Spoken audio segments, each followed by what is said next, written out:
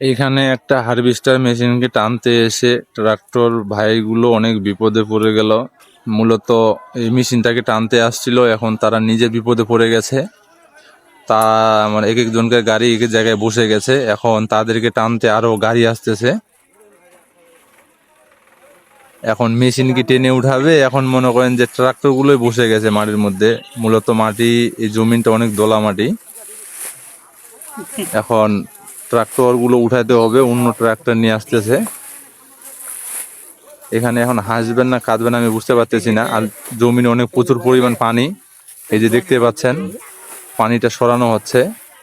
এখানে প্রায় 6 থেকে 7টা ট্রাক্টর আসছিল, অলরেডি 3 থেকে 4টা ট্রাক্টর বসে গেছে।